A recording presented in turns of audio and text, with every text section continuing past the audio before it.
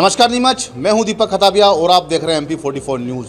अफीम नीति को लेकर लगातार आज जो किसानों की बात हो रही थी, उसी बीच आज एक बैठक हुई जिसमें तमाम राज्यसभा सांसद विधायक वहाँ मौजूद हुए और 2025-26 की क्या नीति होगी, किस तरह से किसानों के लिए इस बार अफीम की नीति होगी, क्या होगा किसान, हम बात करेंगे। हमारे साथ में है नीमच मंदसौर के सदस्य सांसद सुधीर गुप्ता।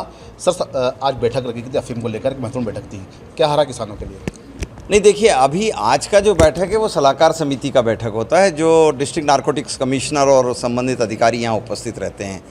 आज का जो दिन है वो किसानों की तरफ से दिए गए सजेशनों पर मंथन करने का दिन है।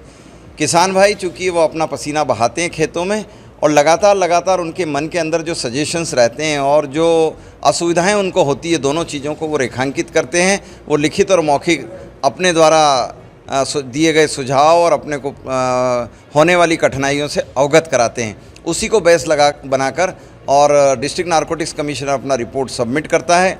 इनके पास अपने डाटाज भी रहते हैं कि कितना उत्पादन हुआ है, कितना प्रोक्यूरमेंट हुआ है, किस तरीके से किसानों ने कितना और CPS पद्धति के तहत पॉपी हस्क को तुलवाया है, कितना ओपियम तुला है और उसमें कितना मार्फिन निकला। ये सारा रिपोर्ट एक ग्रीन बुक में होकर भारत सरकार के समक्ष जाता है। जब भारत सरकार उस पर समीक्षा करती है, उस समीक्षा के दौरान में किसानों के द्वारा दिए गए सुझाव उनको रेखांकित किया जाता है और उसी के आधार पर नरेंद्र मोदी सरकार अपनी पॉलिसी बनाती है। मेरा जो ध्येय था इन बैठकों में आने का, मैं सुनने के लिए आता हूं कि किसान भाई अपने क्या सजेशन यहाँ दे रहे हैं और उन सजेशनों को आधार बनाकर भारत सरकार जब नीति बनाती है तो मैं उसमें अपना रोल प्ले करता हूँ। देखिए, अभी नंबर ऑफ़ लाइसेंस डिडक्ट होने की संख्या बहुत न्यूनतम आई है और जब फसल ख़राब होती है तो अगर अतिवृष्टि अनावृष्टि होती है तो उसका फैसिलिटीज़ प्रोवाइड करने के लिए हम संघर्ष करते ही हैं। रहा सवाल बीमा पॉलिसी का, तो चूँकि ये नारकोटिक्स ड्रग है और इसमें वैल्यूएशंस को लेकर हमने बीमे कंपनियों से बात भी किया।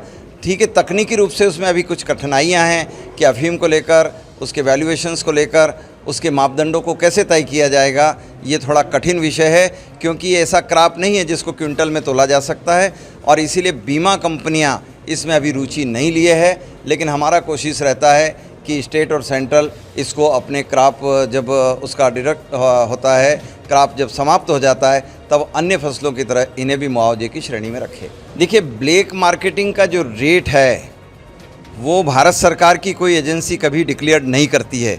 अगर करती भी है तो मैं समझता हूं कि वो इलीगल है, क्योंकि ऐसे रेटों को बताकर और ब्लैक मार्केटिंग को प्रोत्साहन करना रहता है।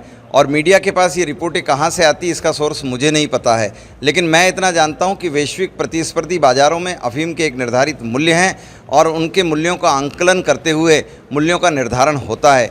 हमने जब इसका अपील लगाया, अभी टैरिफ कमीशन में ये हमारा अपील पेंडिंग पड़ा है कि मूल्यों के बढ़ाने के लिए, और हम लगातार इस कोशिश में हैं कि किसानों को युक्त तरीके से अफीम उत्पादन में आने वाले खर्चे और उसके कारण मिलने वाली कीमतों में कोई न कोई तालमेल किया जाए। देखिए, एक बात है कि दुनिया ने अब लाइसेंसिंग पद्धति बंद कर दिया है, लेकिन हम सांसदों ने इसको कोशिश करके आज खड़े करके रखा हुआ है और हमारी कोशिश है कि लाइसेंसिंग पद्धति के लाइसेंस कम नहीं हों, हम उसको मेंटेन करने के लिए भरसक प्रयास करते हैं। इसीलिए CPS पद्धति में अच्छा उत्पादन देने वाले किसान भाइयों को लाइसेंसिंग पद्धति से पिछली बार जोड़ा गया था। इस बार भी हमारा प्रयास रहेगा कि इसमें हमें कुछ सफलता हासिल हो। नहीं, देखिए, डोडा चूरा की नीति तो बड़ी स्पष्ट है और सुप्रीम कोर्ट के उसमें डायरेक्शंस पड़े हैं।